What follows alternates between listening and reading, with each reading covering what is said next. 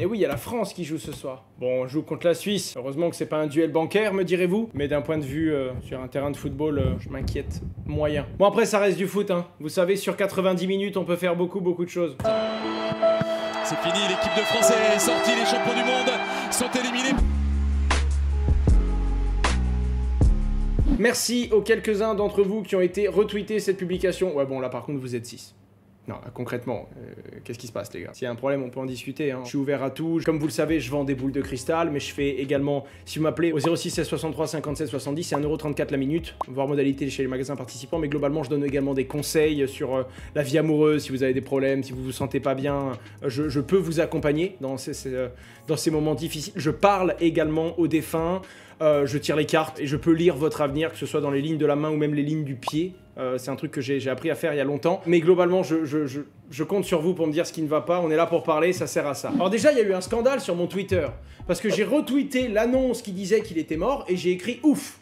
J'étais pas prêt, j'étais occupé, je vois ça, je retweet, je mets OUFF. Il y a un mec qui dit ouais, pourquoi tu te réjouis de sa mort? Bon, je me dis bon, c'est sûrement un débile, je réponds pas. J'en vois un deuxième, un troisième, un quatrième qui me disent que je me réjouis. Je me dis bon, je vais peut-être leur dire que mon ouf ne voulait pas dire que j'étais réjoui, mais plutôt étonné de cette actualité.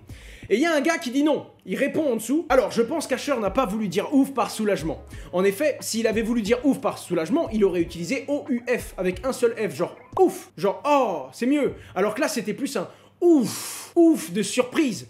Et il y a eu un gros débat. Et ils ont commencé à faire une grosse analyse à la Twitter. Vous connaissez un peu Twitter. C'est merveilleux, c'est très puissant. Mais bon, rappelons quand même que tweet, ça veut dire gazouille. Et il y a des gens qui gazouillent à peu près n'importe quoi. Donc voilà, la prochaine fois, j'écrirai, comme beaucoup me l'ont conseillé, ouch, ou j'écrirai ouf avec 7 ou 8 F. Mais encore une fois, ça pourrait être interprété différemment. Donc voilà, non. Sachez que c'était absolument pas pour me réjouir.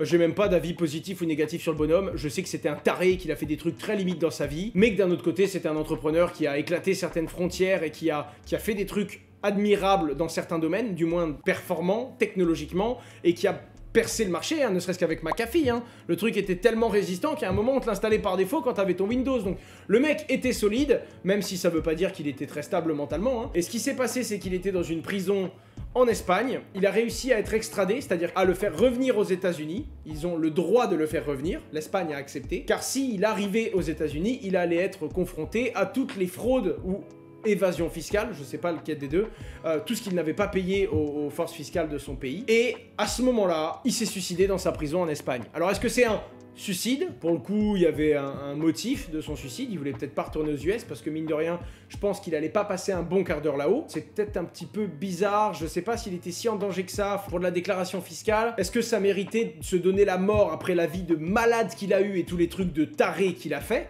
Parce qu'il a fait des trucs de taré, hein. Il y a eu des documentaires, il y a eu pas mal de choses. Évidemment, ça ne suffit pas à faire un avis sur le personnage, mais en attendant, pour vous renseigner et pour votre culture, c'est intéressant. Il avait trop de dossiers, il fallait le faire disparaître. Ça, c'est tout à fait possible, Feldhorn. En tout cas, c'est tout aussi plausible qu'un suicide, en tout cas. Il avait quand même 75 ans. Ah oui, non. Quand je te dis que le mec était robuste, c'est que, bah, il a souillé un peu la vie, mais il a été au bout du truc, quoi. Le mec est vraiment pas là pour rigoler, et puis, il vivait avec son harem, il était pas là pour enfiler des perles, on est d'accord, hein. Il n'est pas mort, il est sur une île avec MJ. Oui, la théorie de la disparition, c'est tout à fait possible, quitte à imaginer quelque chose.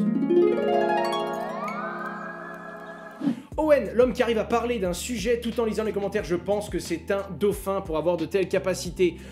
Pourquoi j'ai pensé à un truc terrible? Les dauphins sont l'une des rares espèces qui se reproduisent également par le plaisir et pas simplement pour le but de perpétuer leur lignée.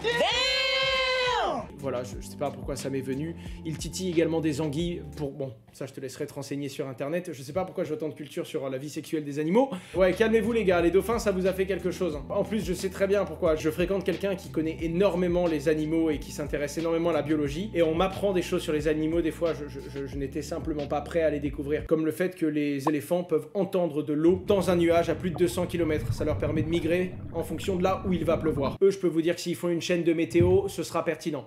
Bref, et qui a explosé encore plus fort que ce que je crois qu'il vient d'avoir un but ou une grosse occasion, parce que les mecs dans l'open space qui ont probablement oublié que j'étais en live viennent de crier. Il y a de grandes chances qu'il soit passé une action importante. Attendez, on va se concentrer 2 secondes si vous voulez. On est en live, on est en live. S'il y en a qui râlent, on s'en fout. Espagne, match, live, on va regarder le vrai score. On peut suivre ça. On a le droit de s'intéresser à l'euro. Ouf, oui d'accord, ok. Donc là, oh là là, la Croatie qui égalise. Je pense que c'est bon. La Croatie est un petit club par rapport à l'Espagne. Et si je dis pas de bêtises, encore une fois, le foot c'est encore autre chose. Hein. C'est une autre compétence. Là, avoir la Croatie qui arrache le match nul à 2 minutes de la fin, je pense que c'est très très bon pour tout autre gros club. Donc globalement, nous. Voilà. J'ai dû dire une connerie, j'ai même pas. Club, MDR, pays. Ouais, c'est vrai, non, c'est vrai que c'est club. Non, très clairement. J'ai classé ça, vous avez vu très rapidement. Eh ben, c'est fou ce qu'on peut avoir de notifications en 1 heure quand même. Hein. Je vous jure, des fois je m'amuse, j'active les notifications le matin, je pose mon téléphone par terre et je regarde combien de mètres il fait en se déplaçant. Tu avais annoncé sur Twitter une vidéo sur les différentes blockchains, mais tu l'as jamais faite. Pourquoi? Parce que je suis à la bourre. Parce qu'elle est super méga giga longue. Parce que attends, regarde ça. Il y a des to-do de fou. Attends, je vais te montrer ça. Blockchain d'infrastructure. C'est terrible. C'est-à-dire qu'on a déjà scripté une partie du sujet. Ça, c'est le script hein, de la vidéo. Donc déjà, là, tu viens de te prendre 4 bonnes grosses pages. Ensuite, j'ai fait des calls avec beaucoup. J'ai fait des calls avec des équipes de Substrate. J'ai fait des calls avec Avalanche. J'ai appelé les gars de Tezos parce que je pensais que c'était de la merde. Et en fait, ils ont quand même des arguments. Ensuite, j'ai voulu comprendre les protocoles. Donc j'ai demandé à Arnaud ce qu'il en pensait. Donc on a regardé qu'est-ce qui était la meilleure blockchain. Tu te rends compte que tous ne sont pas des Ethereum killers. Tu te rends compte que tous n'ont pas les mêmes objectifs. Tu te rends compte que... Bref, il y a tellement de choses à faire. Il va me falloir encore des semaines et des semaines. Et c'est une vidéo qui va sortir en 2 parties. Par contre, je pense vraiment que ce sera une base solide en France sur quand on s'intéresse à une blockchain, sur qu'est-ce que c'est. Et la deuxième chose, c'est que ça bouge énormément. Donc ce sera une bonne base, mais qu'il faudra que je mette à jour chaque année. Salut Asher, que penses-tu de l'annonce de Robert Kiyosaki? Ah, l'annonce de Robert Kiyosaki. C'est quoi l'annonce qu'il a fait récemment? Il me semble que j'ai lu son livre Père riche, Père pauvre, mais il n'a pas parlé des cryptos, lui. Ah, sur le crash bientôt? Il est très satisfait de la baisse que le Bitcoin a subi, mais c'est super intéressant. Mais c'est pour ça que je fais des lives, les gars. Il y a toujours une pépite à trouver que j'ai même pas entendu parler de ça. Pourquoi est-ce qu'il est content de la chute? C'est un livre assez incroyable. Hein. Bon, pour le résumer en une ligne, c'est arrêter de vendre votre temps. Si t'es payé 10 € de l'heure, tu seras jamais riche. Il faut que tu commences à faire travailler ton argent. C'est lui qui doit travailler, pas toi. Non, franchement, le livre est très très bien construit. En plus, il est tout petit. Il y a des formats livre audio assez rapides à lire, pardon. Oh là là, oh là là là là. Pourquoi est-ce qu'il était content? Check son dernier tweet. On dirait Elon Musk sur la photo là-haut. Non, là, comme ça, vite fait, tu bouges la tête vite fait, on dirait Elon. Oui, d'accord, donc on n'est pas sur un crash crypto. Là, il annonce le plus gros crash de l'humanité, en fait. Qui est tout à fait possible quand on voit ce qui s'est passé en 2008. Là, l'inflation a crevé. Fatalement, ce serait bon pour les crypto-monnaies, mais c'est quand même violent, quoi. Je suis plutôt d'accord avec ce qu'il dit, mais j'ai pas envie d'encourager ce genre de mouvement. Sur Twitter, j'ai l'impression que les gens sont juste là pour faire péter des pétards. Un mec aussi intelligent que lui qui dit un truc aussi fort, ça fait déjà assez de bordel pour en rajouter encore, quoi. Ciao, bonne soirée. Allez, va te détendre avant le match avec une petite bière. Je vais être franc, les gars, j'adore vraiment le mouvement communautaire, le mouvement social qu'il y a autour, voir toutes ces personnes qui sont unies vers un but commun, c'est ce qui me plaît dans le football. Par contre, je suis pas un grand fan. Je peux dormir sans voir un match, mais j'adore tout ce que ça crée, l'humeur, l'ambiance, l'énergie que ça donne, et à quel point des gens sont capables de mettre leurs différends de côté et de se serrer la main pour partager un bon match de foot, c'est cool.